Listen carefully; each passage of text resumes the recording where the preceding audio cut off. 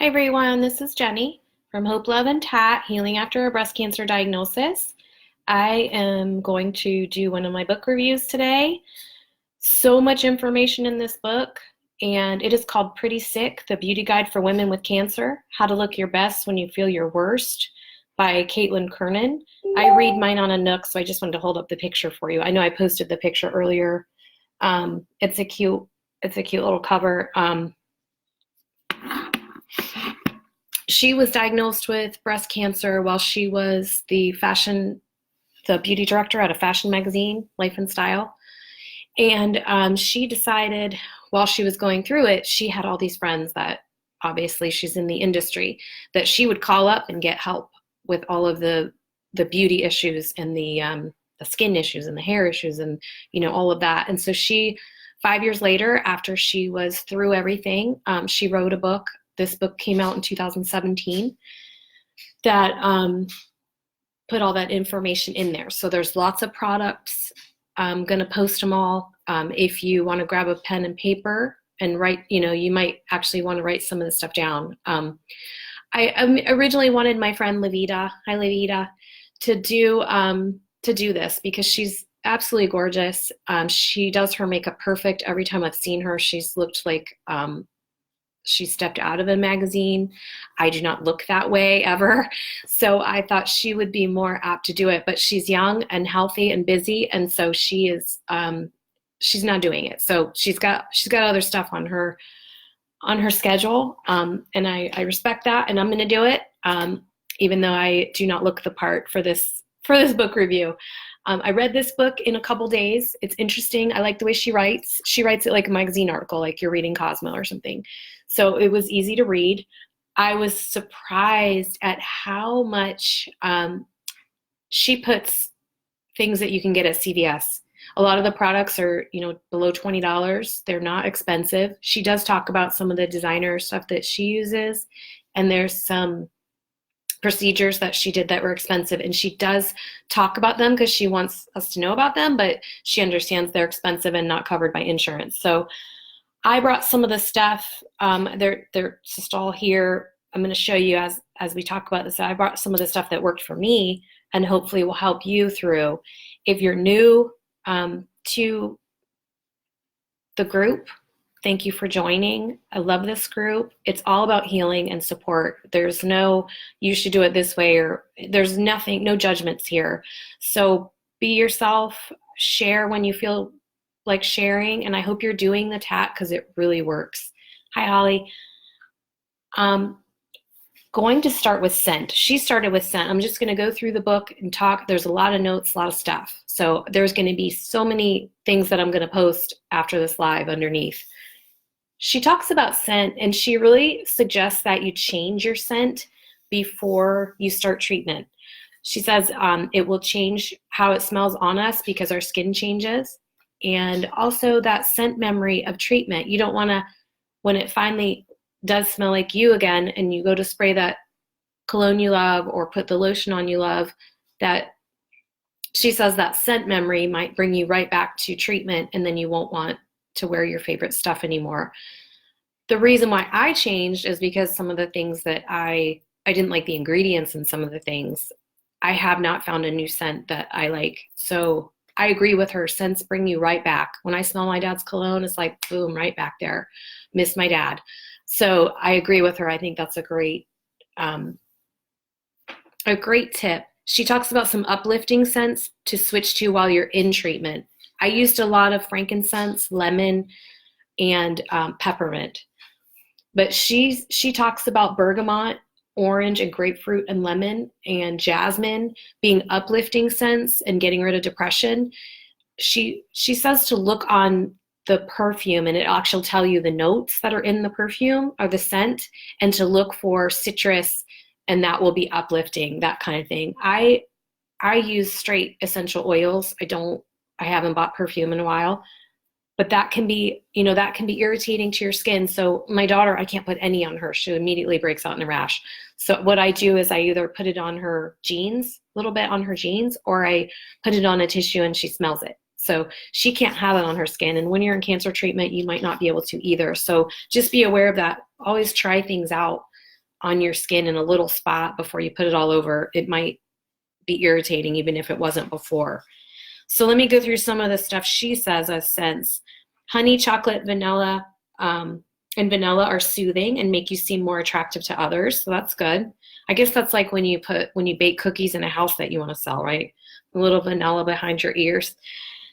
Amber and sandalwood are calming. Green apple helps control anxiety. I've never heard of the green apple. I'm going to look for that. And can reduce headaches. Lavender, grass, pine, and can all calm you and help you sleep. Although some oils, I've heard if you have hormone positive, you should not use lavender, rosemary, tea tree. Some of the other ones are licorice, thyme, and verbena. They are the ones that could possibly cause phytoestrogens to rise. And I've not researched this myself. So she did mention that in the book as well, and I've heard it before. So I would have to research it to see if that's actually true. But I wanted to mention that. You can also mist your clothes. You never have to put the scent directly on you. So then she goes right into the big one that we all are upset about, is losing our hair if you have to do chemo. And she talks about Joan London because she interviewed her for the book, and she says, get ahead of it. Take control of the situation. Get a cute haircut or buzz your hair immediately, because losing your hair little by little or worrying about it is going to cause more stress, right? So she also suggests before you cut your hair to go wig shopping, because the wig, if you want the wig to look like your hair, and she suggests that you get a wig that looks like your hair so you're not making all these changes at once. That you go with your hair so they can see how it's cut, how thick it is, what color it is, and you can really match it perfect. I did that and found a wig that matched my hair absolutely perfect. And then I decided not to purchase it because it was $400 and I was cold capping. So I thought I probably won't need it, but I definitely needed it. And I didn't go back and get it. But I did go to a wig shop that had natural and synthetic hair, and the synthetic hair did not look as real. And the one that I ended up finding for $400 was a mix of both. And I'm gonna talk about wigs a little more. Then once you go to the wig shop, you find your wig, get it ahead of time, get a fun short haircut or a buzz cut. So you are the one that takes your hair off, not cancer, not chemo, not your doctor. And she also says, like, massage your head every day to get your hair follicles relaxed, and stimulate new growth. I didn't do that because my head hurt. I don't know about you guys. And she said sleep also helps you grow your hair. The only supplement that helps with hair and nails that she found worked was biotin, but I don't know if I would ask anyone to add anything supplement-wise for hair. So let's go through Wig 101. That she talks about the basics. Real hair wigs, the pros and cons. They can be styled, and you can change the part. And you can also cut and color them, and they're durable. The cons are that you have to upkeep them like regular hair, so they're a lot of work. And you have to make sure, they're not frizzy. If you're in Florida, lots of frizzy hair here. You have to have a wig stand to style them, and they're hotter than fake hair and very expensive. The wigs that I was trying on that were real were about $2,000, and I thought since this was a temporary hair loss, it wasn't worth the money. They can be anywhere from $500 to $5,000 depending where you are. Synthetic hair wigs are much cheaper. They're around $35 to $100. They keep their shape. So once they're styled, they're styled. You can brush them, but you need to brush them, but that's about it. The part can make them look very fake, and the shininess, and she suggests that, well, actually she got this tip from Wendy, that talk show host that wears wigs. She said you take a little bit of baby powder and you shake it through it and shake it so that the shine goes away. A tip was also that I like to wear hats with my wigs because then they looked real. In fact, my favorite thing, and if you're not good with scarves, because I wasn't, was this hat hair. This was my lifesaver. Like anytime I needed to get ready quick or wanted to feel a little normal or whatever, even though I never wear baseball caps, this looked the most real. In fact, mostly men, and my friends knew, and some people that weren't paying attention thought it was real. It needs brushed. I haven't worn it in a very long time. It's been in a drawer, but I wanted to show you guys. This was about $160 at the expensive little wig shop. They had all different lengths and colors and sizes and different hats. I've seen them online as well. It is worth the money. This is synthetic hair, so it wasn't expensive. I brushed it once in a while. I wore it tons. I think it was my Facebook profile forever with this on. And so many people thought I did not lose my hair. The cons of a fake one: it can't be styled, they don't last, it's hard to wash them, although there are plenty of YouTube videos online about how to wash your wigs. So if you have a wig, you need to wash it, go online, Google it. There was a lot of transvestites showing you exactly how to wash that wig. It was perfect. I loved the videos. I followed the steps. I had a different wig that I washed and changed it a little bit. And there was actually videos where they styled the fake hair. So look for those if you have a synthetic wig.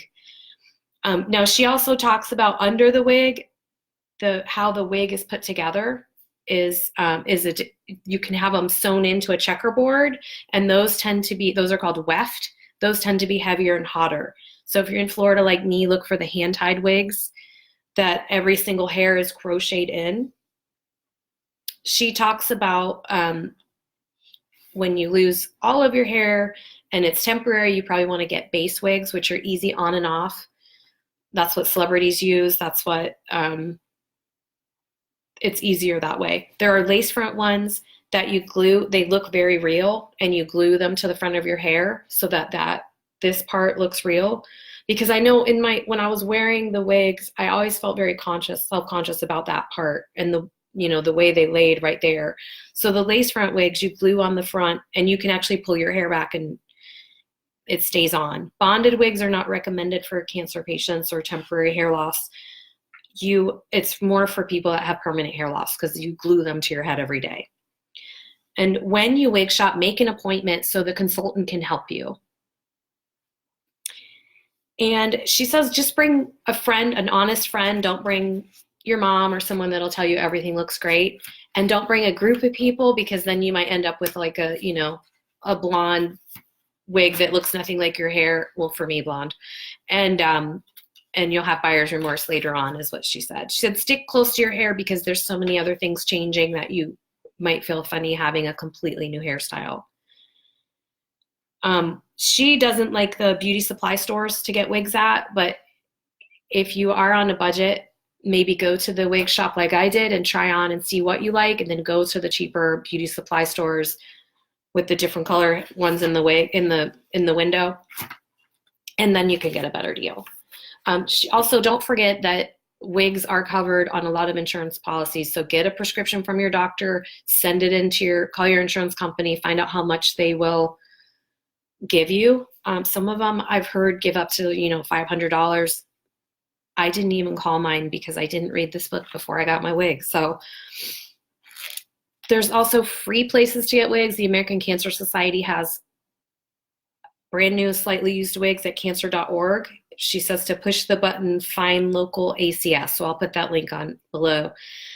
Also, I went to Florida Cancer Clinic. They had a person that, had a little closet, and she would show you. They also had some sitting out, and they had a big rack of hats that you could take. You go over, try them on, and take one you liked. So that's where I donated my wigs when my hair started to grow back. There's also another website called friendsarebyyourside.com, and they do free wigs. So I think the 50-50 wigs are the best bet if you are just on a budget. If you have lots of money, get the real ones. They look amazing. It'll look just like your hair. If you don't have thousands of dollars to spend on a wig, the 50-50, I had it on in the store, and a friend of mine was getting her hair cut at the little salon they had next to it. She did not know I had a wig on. So when I pulled it off, she was shocked because we were talking and I pulled it off. So the 50-50 did look real. It looked just like my hair. There are products you can buy that go along with the wig that she suggests. She suggests buying a wig chin styling strap. So when you're styling it, it hooks onto one side and then the other, and then you can brush it and style it and it doesn't move around. Then you won't need one of those foam heads unless you wash it and then you put it on the foam head, and you'll be able to see what it looks like while you're styling it. She also says there's wig caps, grips, and liners, and nylon liners are the best if you have no hair. And you can buy them at thehairgrip.com or voguewigs.com. And I think I already posted headcovers.com. They had all kinds of really cool products. They had the hats, they had the already the little do-rags that are already got the elastic on them for you. And she talked about cold cap therapy, which I used the cold capping and it didn't work. Not only did it not work, you can see on my hair where this is my original hair, the straight, this part lasted. So this is how my hair looked, and it's not growing. It's not growing. It looks like my hair and it's thin. So I wonder if it would have worked if the rest of my hair would be that way too. I used the DigniCap. They had it there. I guess it has a problem on the top. So they tell you right away that, the top may not stay on. And I had a bald spot pretty quickly here. And these are the curliest hairs. When they first fell out, they grew back white and curly, kind of look like pubic hair. And then that fell out, and then my hair color came back, thank goodness. But these are the tightest curls on the top, and that's where my hair fell out. And then there's less wavier ones around here, and that's where it came out later. So the quicker it came out, the curlier it is. So I don't know if this is gonna I don't know what's gonna happen. I'm just sharing my experience. And the DigniCap was not easy. They freeze your head, they crank it down. It was claustrophobic. I definitely needed Ativan to stay in that thing, and it didn't work. So all of my hair finally fell out after my last AC. I did TCHP for 5, and then I did 4 ACs, and my hair was on, but started to look a little Smeagolish. It was very thin. I had the big bald spot here, so I had to wear hats and scarves anyway. It was nice to have my hair coming out, but it was a lot of money and it didn't work. I think when you do AC, you have to do the caps that you bring to the clinic yourself and you leave on all day. And those are called Penguin Chemo Cold Caps and Arctic Cold Caps. And they fit them directly to your head. You measure your head and send it off, and they make them for you. And then you freeze them yourself and you switch them out for the 8 hours the day that you do your chemo. So it's a little different than the DigniCap. The DigniCap, you sit there, it freezes your head while it's going in, and then they keep it on for an hour after, and you're literally frozen, and you have your hair has icicles on it. And these constrict the blood flow to the scalp and keep your cells from being damaged. And for each infusion, count on spending at least $350 to $750 to use any of these systems. I know the systems that you bring with you are a little cheaper than the DigniCap. If you have the money and you're not doing AC, I would consider it, because afterwards I said, well, I guess all my hair, fell out from the AC. And the nurse was like, yeah, that usually AC, the DigniCap doesn't work. So they knew that kind of ahead of time. So that made me mad. I'm just letting you know it's worth a try. It did work for people.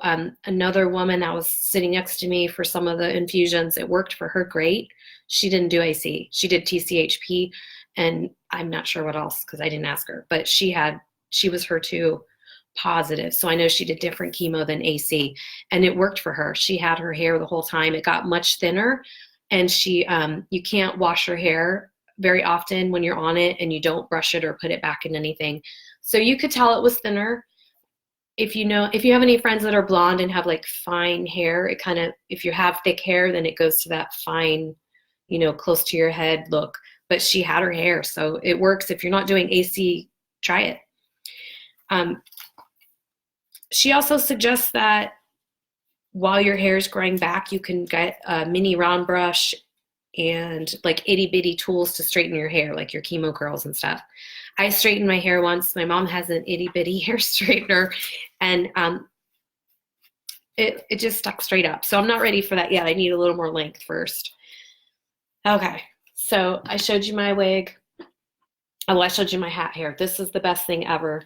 Get it. If you're not a scarf person, you have to have a hat hair. It was amazing. It was my favorite thing ever. It made me feel the most comfortable out in public. Regular wigs and the scarves I didn't feel comfortable in them. I wore them, but I didn't feel as comfortable as when I had my hat hair on.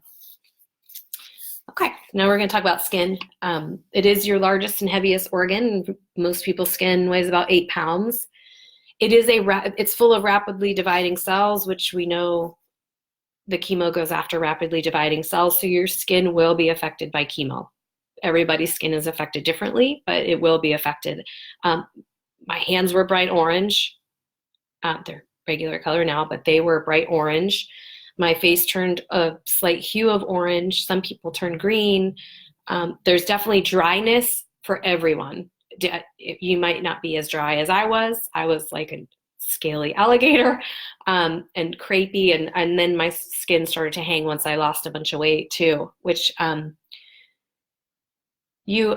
of the things that I've seen people post about are rashes and burns and acne and different things. So we're going to go over ways to help with that were in the book.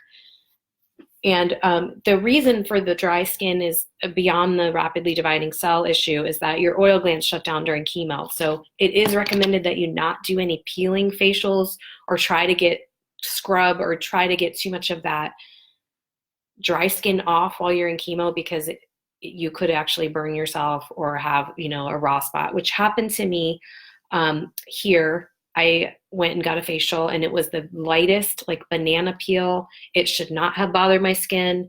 It was the lightest she had. She's an amazing esthetician. I trust her. She's not familiar with chemo stuff though. And I had a burn on my face after the facial and I had to use Silvadine. And now I still have like a kind of an orange peel look to my skin now where all the burns were from that facial. So do not get a facial unless maybe the chemo's not really affecting your skin that much. Some people process it differently. So less is more. No scrubbing, exfoliating. Don't use antibacterial soaps. We don't want to dry out our skin. We also want to use soft towels. She recommends Pima or Egyptian cotton or Peru cotton from Peru. Because your towels can actually irritate your skin too if you use them in a way that might exfoliate. So just dab. Limit showers to 10 minutes and do warm water. Don't do hot water because we don't want to dry it out more than it already is. She talks a lot about organic versus non-organic and how the beauty industry isn't regulated the way food is. So she wasn't really sure that some of the organic products had good things in them. Organic for sure, but she says poison ivy is organic too. So, there's tea tree, there's different things that they put in organic things that you have to be careful that could really irritate your skin during this time. So organic doesn't mean yes, definitely, and non-organic doesn't always mean no, because my esthetician, she had me using Neutrogena Naturals for my face to wash it. She said if I don't, it had sodium laurate in it. And she said, if it doesn't have that chemical in it, it'll stay on your face because your skin's so dry, it will just sit there and it won't come off. So she also has me using this, which as you can see, I have been using it. It's $14.99 at Whole Foods. And I take a little bit, and it's jojoba oil. I, put it everywhere on the backs of my hands every day.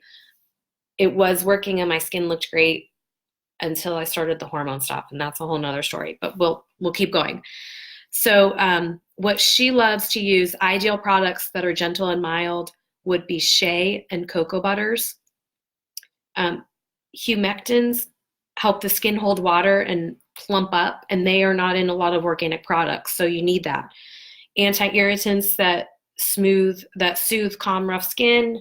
Ceramides help protect skin. Peptides stimulate collagen production. So we want all that stuff because chemo gets the estrogen out of your skin and the estrogen out of your body. Estrogen makes collagen. That's why when you go through menopause, you get wrinkles. And if you go through chemopause, you get wrinkles and dry skin. So along with the chemo, you also get the non-estrogen, which can cause wrinkles and stuff. So her favorite products were the CeraVe Hydrating Cleanser, Cetaphil Gentle Cleanser, Cetaphil Restoraderm, and the Cetaphil Cleansing Bar. Dove Sensitive Skin Bar, I couldn't use the Dove. It gave me hives.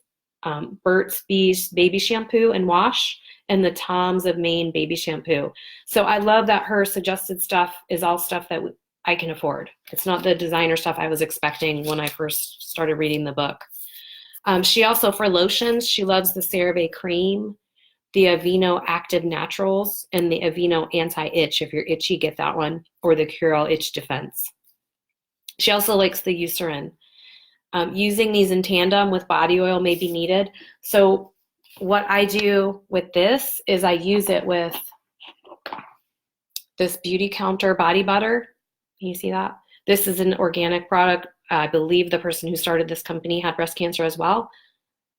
And this has shea butter, and I like this product. I take a little bit of this, and then I add a drop of this, and I rub it together, mix it in my hand, and then put it on. And so if you are having really dry skin, do that. During treatment, sometimes when I did it, it would just sit on my skin. It wouldn't even go in. So I would just leave it. I mean, if I wasn't going anywhere, didn't have anything to do, I would leave it on there and let it go in by itself. She loves those sheet masks from Karuna. They're face masks, but they're like you put them on, you look like you have a little mask on. She loves those. She wants us to stay out of the sun because you can be photosensitive. So another reason to get hat hair, so you can wear a hat. Protect your lips during chemo. Burt's Bees is her favorite. She also uses kokum butter, Kokum. And she says not to use any of the peels or anything like that, which we already talked about. Antioxidants, even in skin products, can protect cancer cells. We're going to talk about radiation now, which I already posted all this information, but I'm going to post it again and talk about it. I'm going to show you what worked for me because I barely have any burns.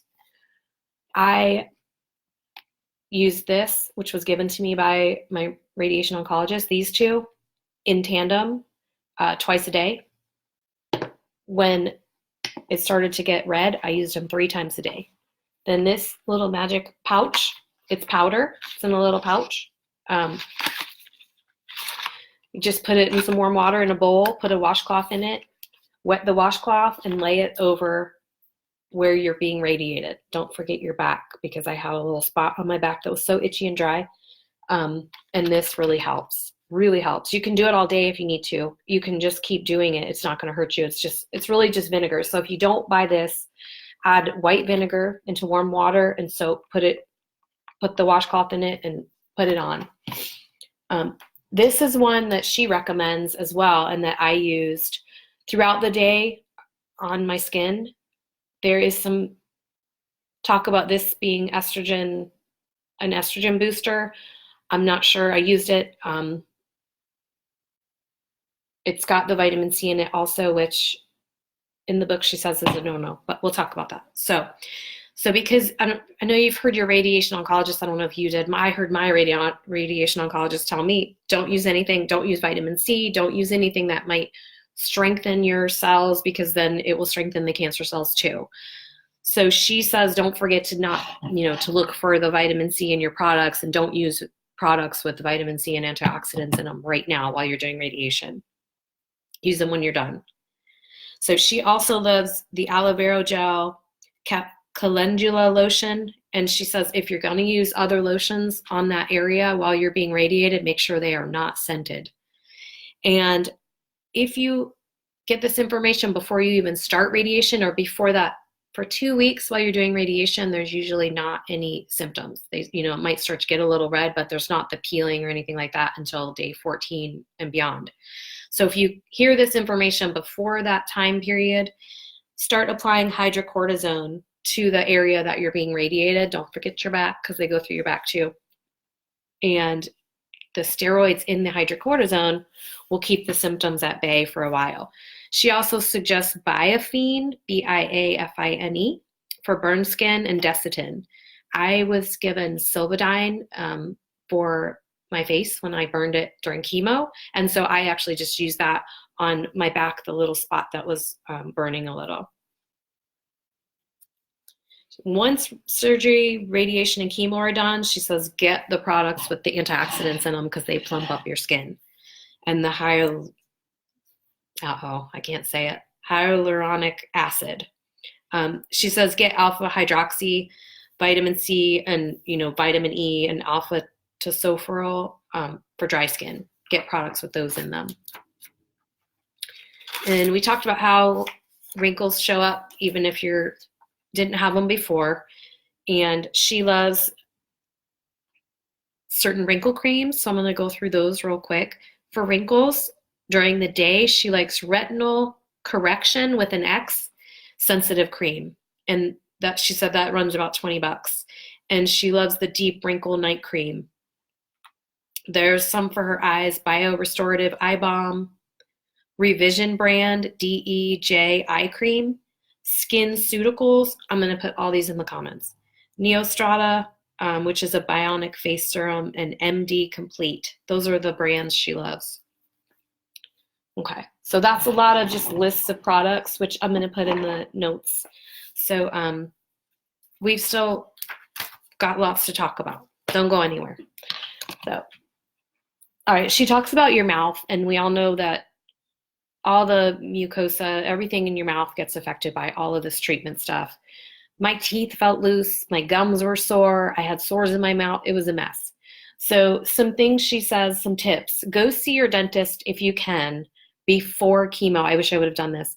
Get your teeth cleaned, get everything looked at that might be an infection or anything that has to be taken care of. Take care of it before chemo so that you don't have any spots in your mouth that might get worse during chemo. Also, she talks about hydrating with lemon water, and if you don't like lemon water, can't do lemon water, cucumber or mint or watermelon. During treatment, popsicles, she said to make the fruit water and stuff, or make your own popsicles out of fruit juice that's all natural, and suck on popsicles, or keep ice in your mouth, but don't chew it because your teeth are softer somehow during chemo. And she talks about swishing with salt water or baking soda. I did that a lot. It just doesn't taste good. The baking soda doesn't taste good, but it really calms your mouth down. And then the magic mouthwash, which is a prescription, and you can get at your pharmacy. They mix it for you there, or I can give you the recipe and you can mix it too. It's 300 cc's of Benadryl and 60 cc's of Mylanta, and you mix that up and swish with it. Don't swallow it. I think I used to use it and swish and gargle for 30 seconds to a minute. If your sores are severe, get lidocaine from your doctor. Make sure you buy a softer toothbrush. Use warm water to brush with, not cold water. And she says angle the brush at 45 degrees so you are not flat on your teeth and getting your gums. We still have to floss. Make sure you get the soft floss or use a water pick. I loved my water pick during chemo because it made my mouth feel better. And you can put the salt or the baking soda right in your water pick. So I haven't been great with my nails. I just kind of keep them short and neat. She talks about nails and what to do for them. I don't know if you can see, but see the ridges? She talked about those ridges, and I was always wondering, remember years ago, maybe 3 years ago, they popped up on my nails, and I was wondering what was going on. Did I have a vitamin deficiency? I would Google it, not be able to find it. But it is a common occurrence in people that have cancer. So if you have the little ridges, that's a little clue. So my nails were loose during AC. I would tape them and then put rubber gloves over them to wash the dishes and stuff so that they wouldn't come off. I don't know if they would have come off if I didn't tape them. I just felt scared because you could actually wiggle them. She says use rubber gloves while working with water cleaning. Biotin is the only vitamin known to help nail growth and health. And some topical treatments for your nails are Genadur and Nuvail, which are prescriptions, and I did not know about them. They both protect and strengthen your nails and keep them on.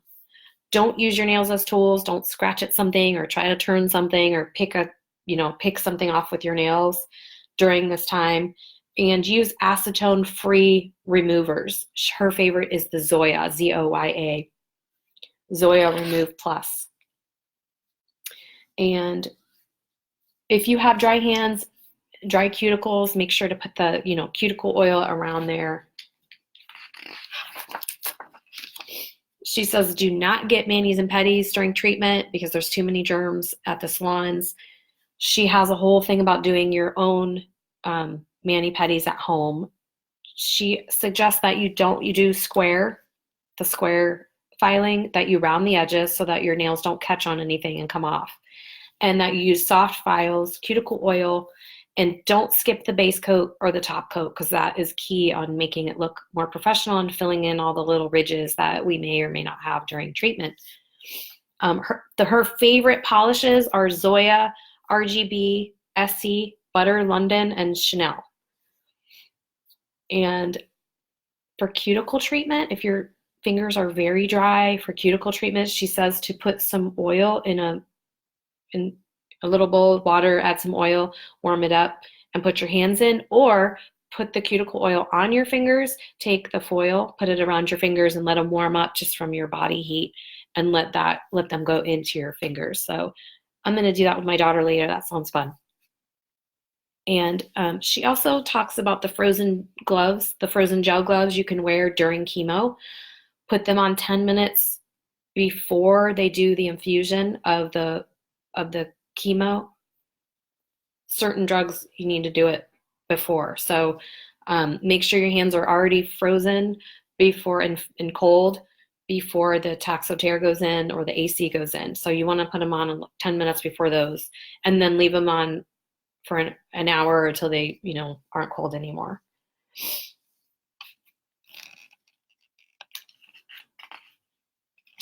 She talks a lot about nipple reconstruction and finding the right tattoo artists. And also I wanted to show you, I think I've shown you guys before, I bought these online because I got over the muscle implants and they're too close to my skin, so I can't get the regular tattoos. But I know it looks very fake here and very shiny here, but once they're on, the shininess goes away and they actually look real. And they are $20 for a pack of I don't know how many. This is olive, so it's for my skin tone, but they had all different skin tones. They also had fun mandalas and flowers and things like that. And I got them at Tata Tattoos, Temporary Tattoos, but there's a few different places that you can get them online. Really easy to put on. They go on just like a kid's tattoo. You want to make sure they're even so you don't have cross eyes in the mirror. So the tattoos don't look wrong. And put them on, and mine lasted forever. And I take showers every day. They lasted so much longer than I thought. I think it was like day 14, they needed to be taken off, but they were still there. So right around day 11, they started to, look like they needed to be taken off. And then by day 14, I should have taken them off. So really 12 days, you're good with those. And they come right off with a little bit of alcohol. So, and we're going to talk about makeup now. I'm not a good makeup person. So this is the part I needed Levita for. Her makeup's always perfect. If you guys have any questions or anything like that, she's on here. She will answer the makeup questions, right, Levita? Okay. So the person that the author went to, that Caitlen went to for advice was a man named Ramy, and he had cancer. He's a makeup artist. He went through cancer as well, not breast cancer, but cancer. And afterwards, he volunteered doing makeup for cancer patients. And there's lots of YouTube videos with him doing eyebrows and eyelashes and all kinds of things. He knows how to make it look good. And all of his tips are in her book. And he also has his own book, Ramy Gaffney's Beauty Therapy, the ultimate guide to looking and feeling great while living with cancer. And I'm going to go through some of the tips, some of the stuff I never even used. So I'm not a makeup person. I've always used very little. But I think since the hormones are messing with my face, I'm going to start using more. So I'm glad I read this book. This was perfect timing for me. Just remember the things in your drawer that are working for you before treatment may not work after. So she suggests that you put those things aside and get new. If you can't do that money-wise, I really wasn't wanting to spend money on makeup. So I still use some of the stuff, but I use different. I put my moisturizer underneath, my new moisturizer. So your skin tone can change. Like I said, mine turned orange. Some people get a green hue. Some people get a sallow yellow hue. When your skin tone changes, that's when you can use different makeup to get rid of those. And some makeups have a little bit of purple in them, a little bit of green in them, a little bit of red in them, and that helps with get rid of the orangey or green color. So let me go through the little regimen that he wants us to do.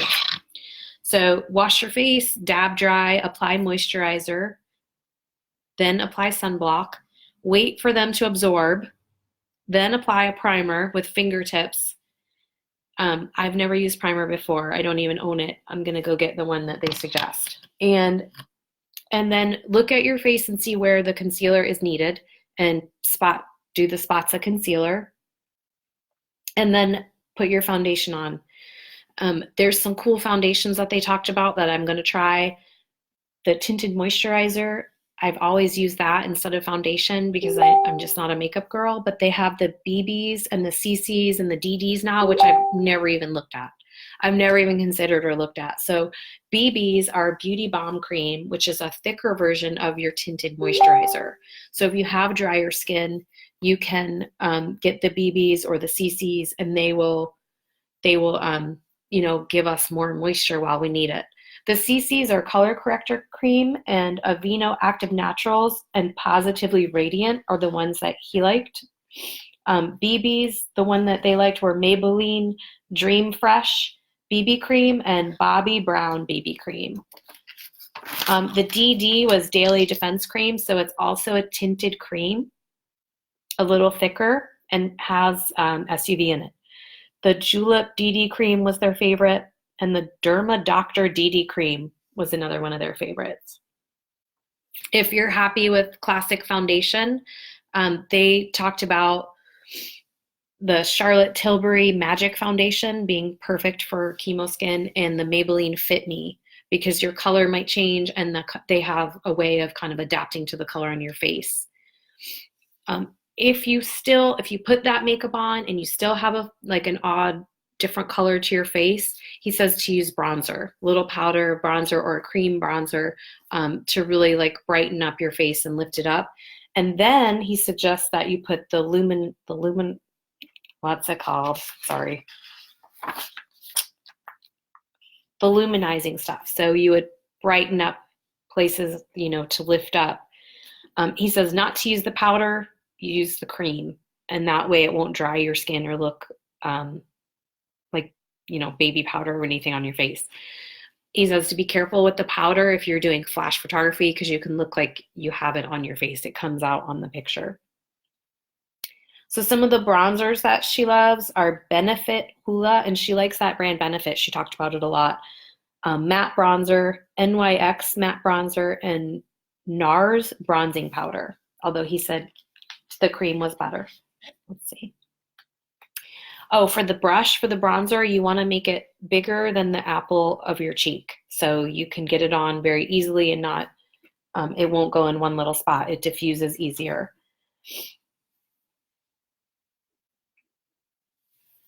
And the highlight, the luminal stuff here can help if you're looking ashy or gray. That will brighten your skin up. The ones they like the best were Jover Cosmetics Powder, RMS Beauty Living Luminizer, which was the cream. All right, so for me, and I know a lot of people say this, is my hair I could cover easily. hat hair. I wasn't happy about it, but it was easier to cover than my brows and my lashes. Once they fell out, I just looked sick. Putting on eyebrows for me was, as you can see, they're very crooked, is a nightmare. So I'm going to watch Ramey's videos and start practicing.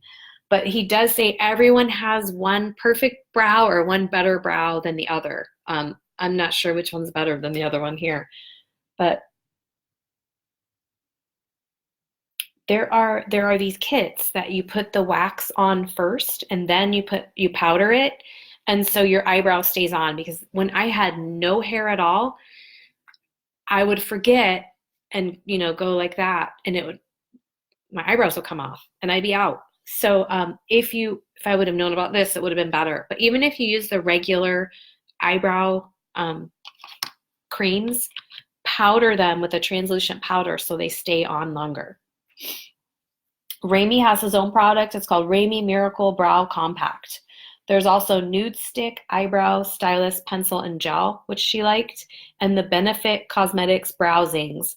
Now the Brow Zings, Zings, was the one with the wax first and then the color, which is supposed to stay on all day, no problem. And that's the one Joan London used when she had no eyebrows. So some tips on putting your eyebrows on, which getting them from me with my eyebrows crooked right now is silly, but I'm going to tell you what the book says. So he wants you to hold, here's my little eyebrow pencil. He wants you to hold it against your nose, and wherever it touches, make a dot. And then do the other side, make a dot, and then do that, make a dot, and then do that, make a dot, and then dot where you want them to end. So you're going to use your bone structure to guide it, and your nose, and the highest part right there is your arch. Got it? And then he also says take a picture of yourself and stick it to the mirror while you're putting it on so you can copy your own eyebrow. And then once you make the dots, then just connect the dots, fill them in.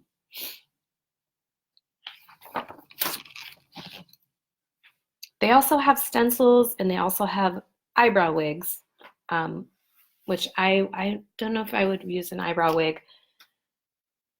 The glue might have bothered me because my skin was so dry, but it's definitely an option, and they look very real in the pictures.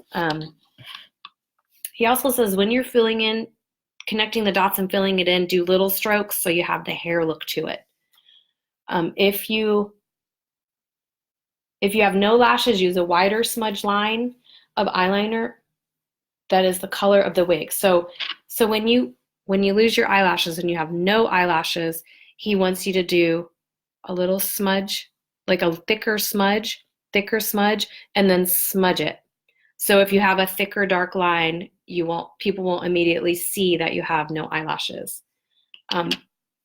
I tried to do the fake eyelashes because I had somewhere to go, and I wish I had this book before I did that, because I got regular eyelashes and from CVS and tried to stick them on. And what I learned from this book is if you are going to use fake eyelashes, you cannot use heavy lashes because they depend on your actual lashes to hold them up. So the heavy, thicker lashes that might look fun for a party, you cannot keep on your eyes if you have no eyelashes. So go for the lighter fake eyelashes that are a little bit lighter, and then you can thicken them a little with your mascara if you need to.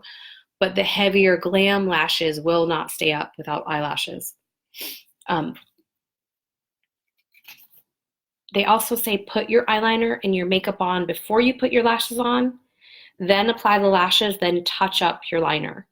That way you have a guide and you don't take your eyelashes off or mess it up while you're putting your makeup on. She talked a little bit about Latisse and Rogaine, which are the, help your regrowth of your eyebrows and your eyelashes. The Latisse works. She had her assistant try it before she even had to go through chemo. She was with the beauty magazine and she was trying things out in general anyway. And the Latisse worked. Her assistant's eyelashes got very thick and long and pretty. There are some things that can happen with the Latisse. that I wasn't going to sign up for while I was going through chemo, which are your eye color can change and you can get dry eye or irritated. I have it. It was given to me as a gift, and I love my friends for giving it to me, and I used it on my eyebrows. I'm afraid to use it on my eyeballs, but my eyelashes. The Rogaine does not have the same side effects and and also works, but I don't know that I would use it if I had the hormone. I have hormone positive stuff that I'm dealing with, so I don't want to use the Rogaine, but they're out there. There's more and more of them. This book is from a year ago. I think every time I go to the store, there's more of those Grow Your Lashes. And my Latisse works on my eyebrows. So if you have it, if someone gives it to you and you want to use it on your eyebrows, it works. My eyebrows are very light because they're on that cycle where they all fall out again together. But the Latisse is helping them grow back. She also wanted to remind us that during chemo, you can be more susceptible to infections. So toss your old makeup. Every 3 to 6 months, you should be tossing your makeup out, which I've never done. I've always kept it until it was done, and I don't wear a lot, so I have it for years. When I read this book, I actually found some stuff from 8 years ago. So definitely time to throw all of that stuff out. Get a makeup bag that's washable, not a leather one, so you can wash it out. Clean your brushes and tools. You can wash them in baby shampoo or a light soap. Shake them up in the water, let them dry on a towel. Buy disposable sponges and make sure you are throwing them out and getting a new one every week while you're in chemo doing treatment. Keep your tools and your sponges clean. She said, try to have fun with your makeup and do some colors that you don't normally do, like on your lipstick or your eyelashes or your eyebrows. Not your eyelashes, your eyeliner, sorry. So if you haven't done blue in a while, or you want to add some purple, try it out, have fun with it. This book talks a lot about what to wear and what to buy. I'm going to go very quickly through that because I think it's so different. We're all in different situations. Some of us had to work through chemo. I did not have to. I just, wore comfy clothes. But she says, go shopping, whatever your price point you're at, even if you have to go to Walmart, go shopping, get tank tops with shelf bras. I love this idea. I didn't get those, and that would have been very helpful. There's actually a brand called Tender Tanks that have wider armholes. They have good support in the front, and they have a longer waist so you can hide your drains if if you go through surgery. She says to buy at least one PJ set that has a button up front for surgery and for easy on and off. She says to buy slippers, the moccasin style. Make sure you have a soft blanket. And her favorite is the Luxe Throw by Little Giraffes. She says it's like being in a cloud. So I'm definitely going to look at that online. I haven't looked at it yet. Buy some cute loungewear for around the house. People are going to be visiting you. You're going to be getting dressed every day, hopefully putting your comfy clothes on. Even if you're just staying home, get up, put a cute little loungy outfit on, and try to, it really does help you feel better. I had a couple cute ones that I got. My mom got them at Sam's, and I don't think they were expensive, but they were so soft and cute, and I wore them and they matched, and it just makes you feel good. Another must-have is a zip hoodie. I already had plenty, so I didn't go buy one, but they are definitely a must-have. Being able to zip on and off and have a soft hoodie that you can put up if you're, if you have no hair, you can button it up and use it. In the hospital, it was perfect. I had my hoodie in the hospital. I actually wore my husband's because it was bigger, and I put the drains in the pockets. And I wore that a couple times to the doctor's office as well. Also get a zip front sports bra. They have them at Walmart. I think I got one for $13. I'm not a huge Walmart shopper. I don't know why I keep talking about Walmart, but Target didn't have them. Target had very nice, regular ones did not have a zip front when I went, so I did have to go to Walmart. There's lots of mastectomy clothing out there now.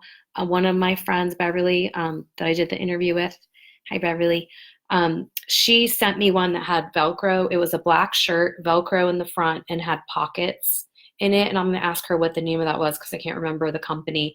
I ended up gifting it to someone who was getting surgery. It was perfect. It really was. And I wore that with some cute soft leggings and felt like I was dressed and ready to go. So there's some websites here. It's mysecret.org and thebrobe.com. She suggests getting robes as well. I just wouldn't wear a robe. I'm not a robe person. She suggested getting some soft, like lightweight robes, not your regular, like big, thick spa robes. Definitely need some soft leggings to wear. They have really fun colors now everywhere you go. You can get them as cheap as $5. Get a couple, soft pairs, a big sweatshirt, big hoodie, or a big shirt, and you're good to go.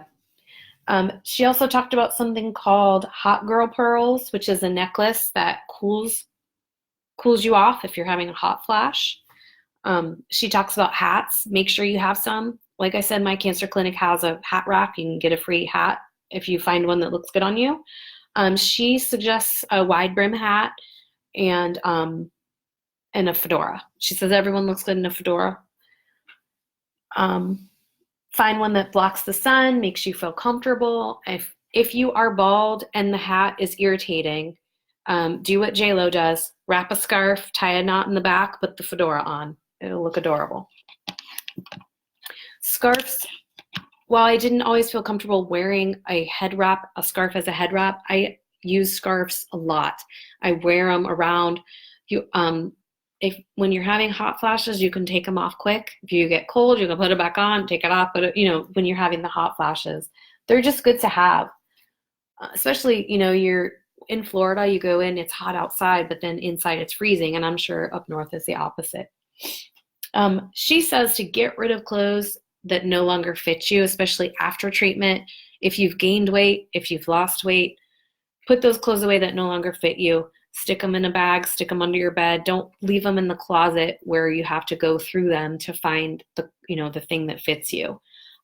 Leggings to the rescue. Leggings and a cute shirt, a long shirt is perfect. She talks about foam versus silicone prosthetic breasts. There's a couple places to get those, and I'll put those online. And she has a whole section about not letting negative self-talk reign. That sometimes you just look how you look, and we have to accept some of it, and some of it there's lots to do about it. So I liked that way of thinking. Do what you can, and don't stress about the rest, because we've got enough to stress about. There is a section about vaginas, and I really want to talk about this because nobody talks about it. Your oncologist is not going to talk about it. 90% of cancer survivors will experience vaginal atrophy and sexual dysfunction. 90%. That's huge. No one talks about it. So let's talk about it with this book. Decreased libido, affected arousal, limited orgasmic ability, and painful intercourse are all things that we can deal with now that we've been through treatment. So she talks about some products and some procedures that I've never heard of. So I want to share them with you. She talks about Pre-Seed, which is a lubricant that is free of all chemicals. It is called Pre-Seed because it's used for people that are trying to get pregnant. So if you're hormone positive, this one's not for you. But it is a lube for couples who are trying to conceive, and it's very chemical free and works great. If you are hormone positive and you don't want to do anything that might increase estrogen, she suggests Replens. Do not use it as a lubricant. It is something that you do twice a week to increase your own moisture, so you do not have to use a lubricant. So Replens is not a lubricant. Do not try to use it as one. Use it twice a week and get yourself back to where you used to be. There's some other things you can use. Vagifen is a pill, and E-string is a ring that is inserted. And they add small amounts of estrogen to the lining and to the skin that plumps it up and kind of gives it its youth back. Now, she said these are safe for hormone positive. This would be something I would talk to my doctor about before I would do, but I've never heard of it, so I wanted to tell you guys about it. The doctor that she got these from told her that it's such a very small amount of estrogen, and it is local to where it's placed, that if you use them on a regular basis, it will only add 1 to 7 milligrams of estrogen in your system per year. So that's why she's saying it's safe.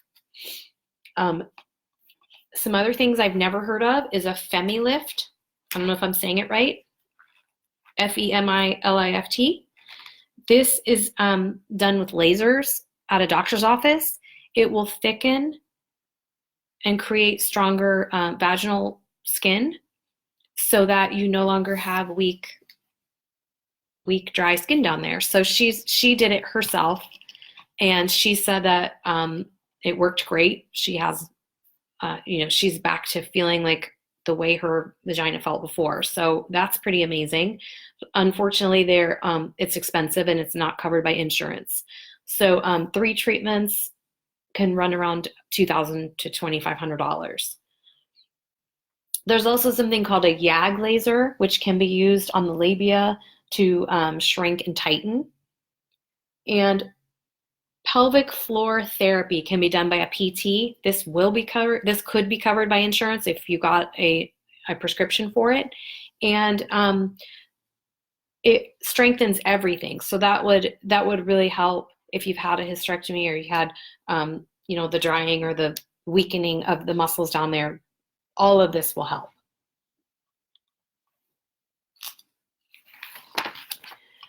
So I just gave you a ton of information and lists and all of that. I'm going to be busy putting everything in the comments for you guys. I hope all of this helped. There's some things in here I never thought to do. So I'm definitely going to do some of them. The BB cream is on my list, and for sure, that's the first thing I'm going to do. And I'm going to watch Ramey's video and fix my eyebrows right now. Maybe I'll post a picture so you can see how much better they look after I watch the YouTube of him. But I hope you guys have a great day, and I hope this was helpful, and I will talk to you soon. Let me know if you have questions or if you need me to put something specific in the comments, okay? Bye-bye.